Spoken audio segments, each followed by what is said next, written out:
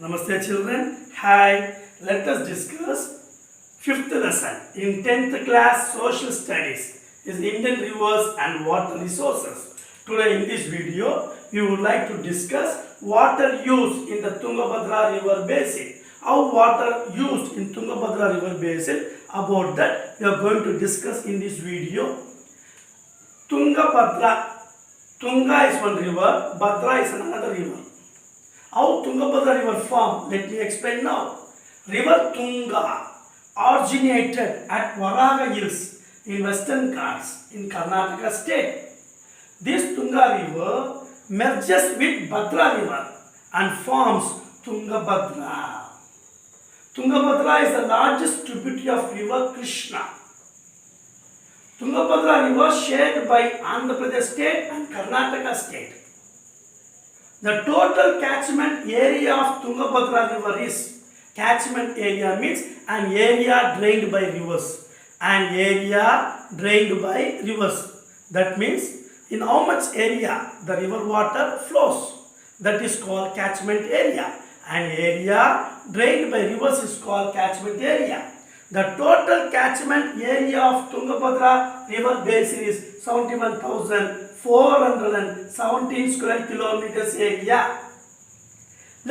As we know, the Tungabhadra river flows in Andhra Pradesh state and Karnataka state. Let me know the catchment area of Karnataka. The total catchment area of Tungabhadra river in Karnataka state is 57,671 square kilometer area.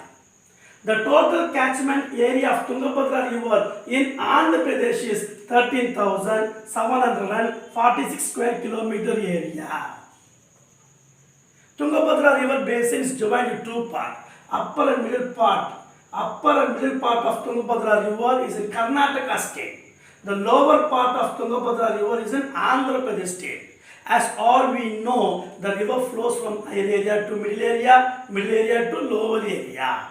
Here, the upper part of Tungabhadra river, middle part of Tungabhadra river is in Karnataka state. The lower part of Tungabhadra river is in Andhra Pradesh state. This Tungabhadra river basin, what is meant by Tungabhadra river basin? The area surrounded around Tungabhadra river basin, the area surrounded around Tungabhadra river basin is called Tungabhadra river basin. This Tungabhadra river basin consists main farmlands like trees, groves, cultivable land, wasteland, permanent land, pastures land, forest.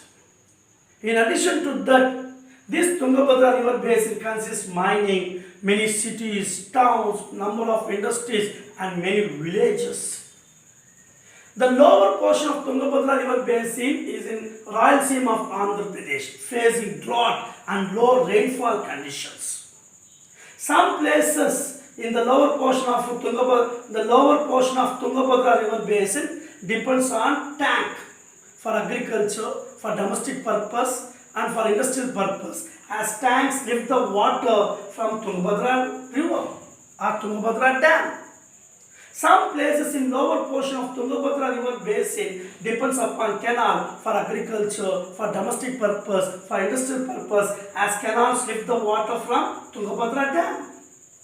But many places in the lower portion of Tungabhadra river basin in Andhra Pradesh depends upon groundwater, as these areas do not consist tanks and canals. They depend on rainfall water. When rainfall occurs, these areas people depend upon rainfall water. When rainfall do not occur, in such times the people depend upon groundwater.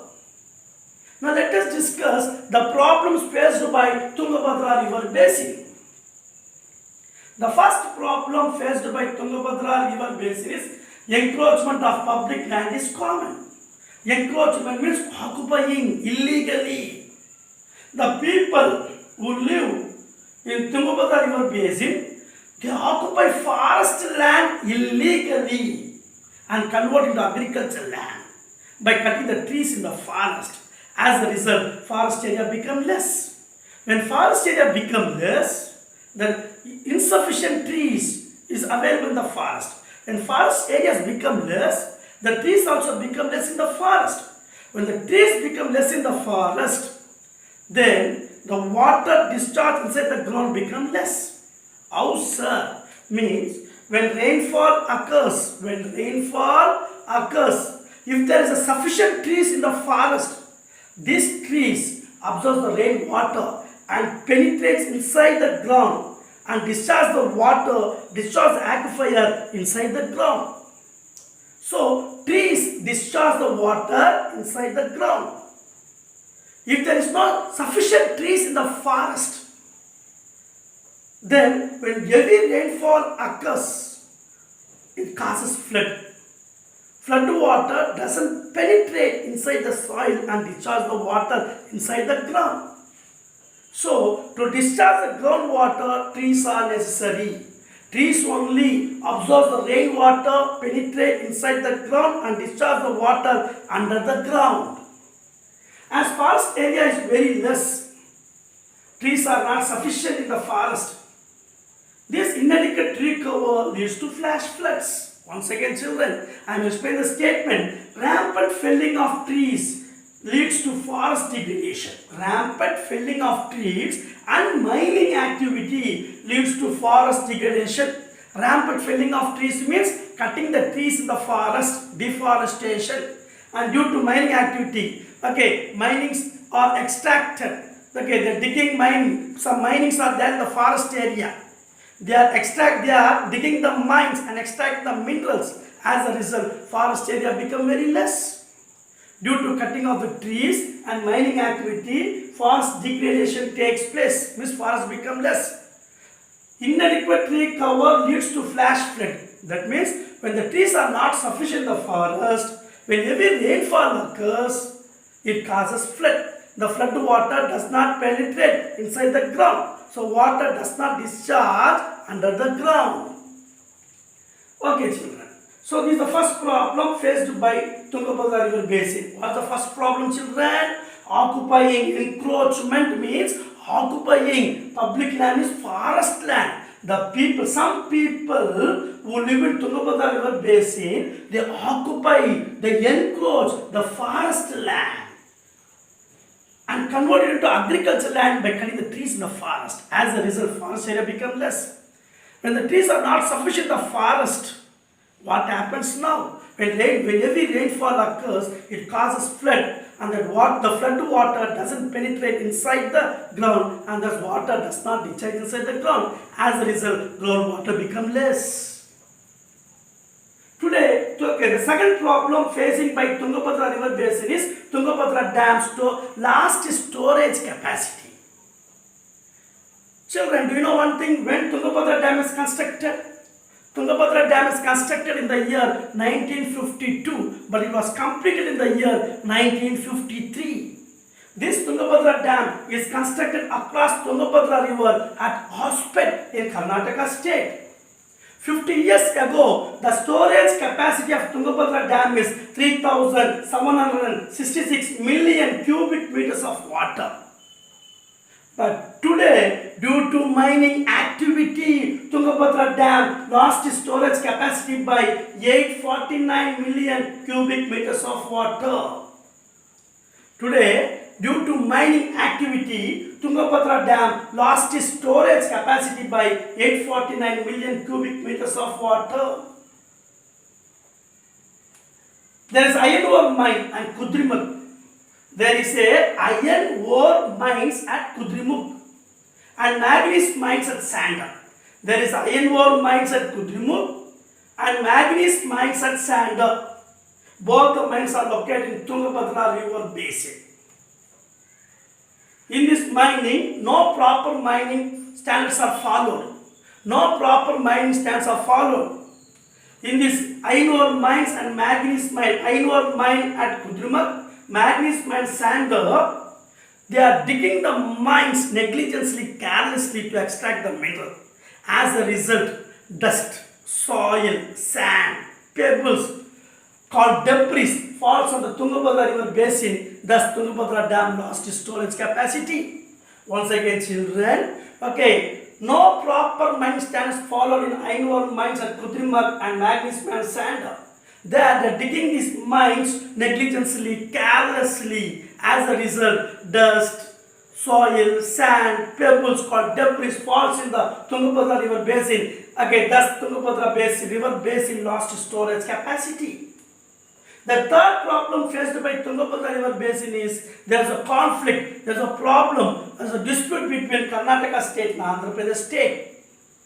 Why conflict occurs between Karnataka state and Andhra Pradesh state? Why problem occurs between Karnataka state and Andhra Pradesh state?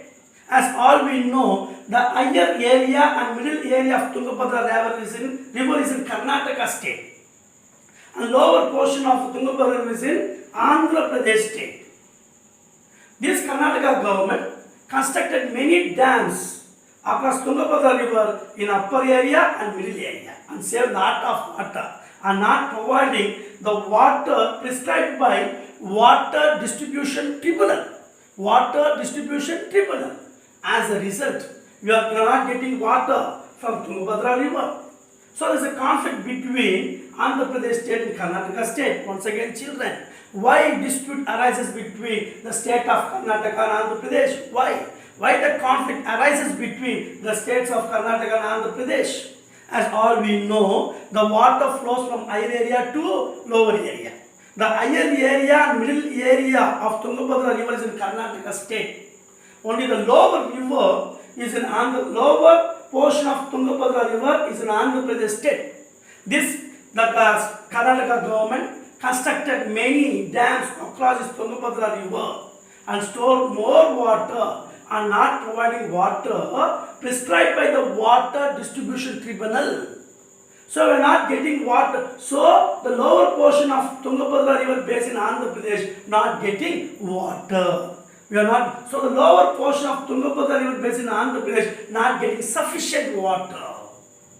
So as a result, the conflict arises between the states of Karnataka and Andhra Pradesh. Do you know one thing, children? 80% of the farmers, 80% of people who live in Tungabhadra river basin are farmers.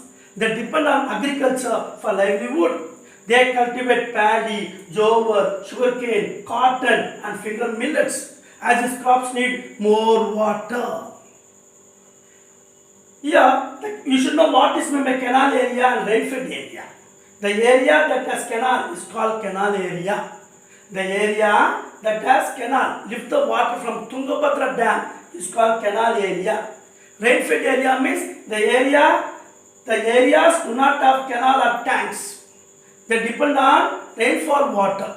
They depend on rainfall water. Such areas are called rainfed areas. There are, here canal areas are there in Tungabhadra river basin. Rainfed areas also there in Tungabhadra river basin. Canal areas are there in Tungabhadra river basin. Rainfed areas also there in Tungabhadra river basin.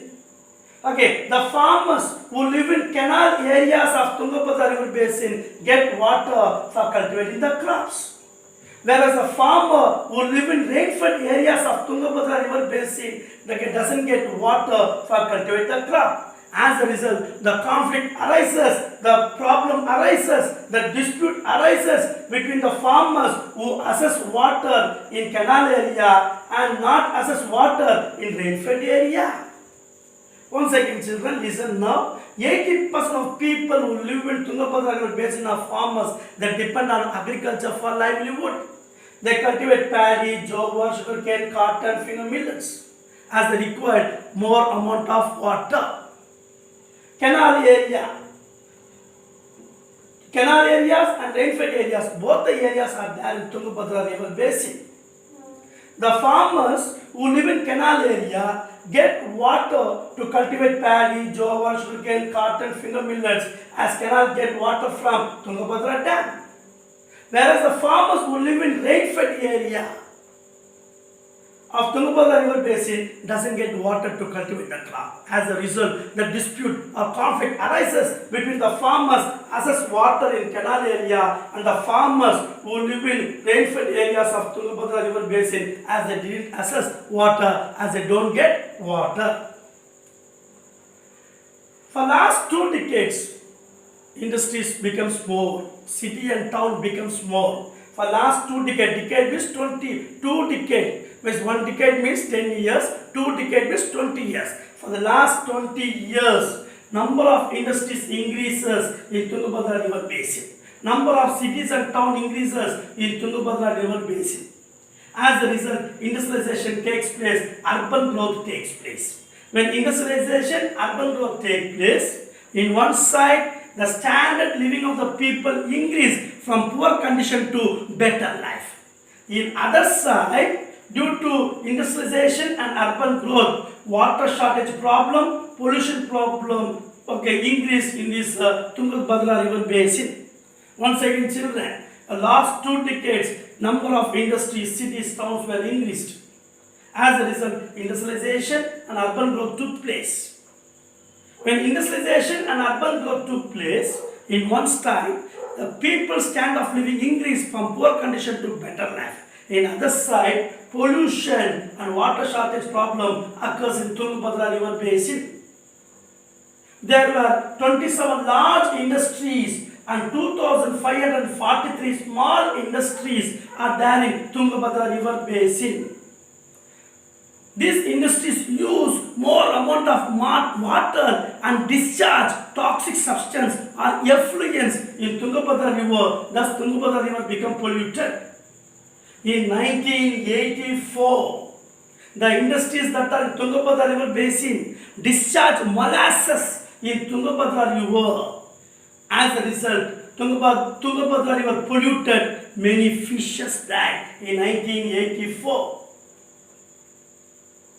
Many people protested against this act. Many laws are there in our country to take serious action on such kind of industries that create river pollution. But the laws are not implemented forcefully. So only river pollution continues, children. Laws are there to take serious action on industries that create river pollution. But the laws were not implemented forcefully. As a result, river pollution is continuing today also. Government is using more water for developmental activities like constructing a dam to produce electricity for industries. As a result, water becomes shortage. So government is not able to provide sanitation and drinking water supply for all the sections of society who live in Tungabhadra river basin. Some argues collecting money from the people for using water by fixing a water meter in their house. Some says it is not fair. It is not fair because sanitation and drinking water supply are the basic requirements for the human being. Sanitation and drinking water supply are the basic requirements for the human being. They are the basic requirements for the people. So, if we collect money for the use of water, if we collect money from the people by fixing a water meter in the house like electricity meter, rich people can afford to buy water. What about poor people? First of all, poor people didn't have money to live. How they afford to buy water? So it is not fair. Why? Because sanitation and drinking water supply is a basic requirement for people. So the government should provide water for everyone, irrespective of money. The report about Tungabhadra river basin says, the government has not proper planning in such a way to harvest water in water distribution. The government doesn't have proper planning in water conservation, in water sharing. As a result, water becomes shortage in Tungabhadra river basin areas. When there is no proper planning by government in Tungabhadra river basin, water shortage, water scarcity becomes more in summer season. Okay, so these are the problems faced by Tungabhadra river basin. Children, shall I ask the question now? I said the problem, just now we discussed what are the problems faced by Tungabhadra river basin. Can you say solution for solving the problems? Okay, by Tungabhadra river basin, can you say the solutions for the problems faced by Tungabhadra river basin? Can you say, children? Can you say the solutions for the problems faced by Tungabhadra river basin? Yeah, the one of the child said correct. First, to solve the first problems faced by Tungabhadra River basin, encroachment means occupying public land, forest land illegally should be controlled. Forest area should be increased. Plant more trees in the forest. So when rainfall occurs, the trees absorb the rainfall water and penetrate inside the ground. Thus, is discharge the aquifer water inside the ground. And mining activity should be controlled so that Tungabhadra River increases water availability. The conflict between Karnataka state and Andhra Pradesh state should be solved by making a mutual agreement. The 80% farmers who live in Tungabhadra River basin depend upon agriculture for livelihood. Okay, to solve their problem here, the dispute arises between the farmers versus water in canal area and the farmers who didn't get water in rainfed area. To solve their problem, what should we do? Okay, here the farmers should cultivate semi-arid crops, means the crop that require less water. The crop that requires less water. If farmers cultivate semi-arid crop, the crop that requires less water, then the water will be available for all the farmers in a Tungabhadra River basin, so that the problems won't take place. The problems won't take place among the farmers. Here, pollution should be controlled. The government should take a severe action on the industries that create pollution. So the government should implement the law very forcefully. And the government should provide, and government should make a proper planning. The government should make a proper planning in water regarding water harvest and water distribution. Government should make a planning differently in canal areas and rainfall areas regarding water conservation and water distribution. Regarding water conservation is water saving, water harvesting and water distribution. The government should adapt different plans in canal areas and rainfed areas. And thus, by proper planning, the government should provide water for all the people. The social economic aspect is very important to water use management. The social economic aspect is important to water use management. So, okay, children, so far we discussed about the Tungabhadra River. We discussed the problem faced by Tungabhadra River, and also we discussed the solution for the problem faced by Tungabhadra River. I hope you understand this topic. Before seeing this video, please keep the textbook in front of you. Read the topic, then you see my video, you will understand. If not, see this video again and again and read the textbook again and again, so that you will understand very much better. If not, please call to my number to clarify your doubts. 89 786 73927. We'll meet you next video, children. Thank you. Bye bye.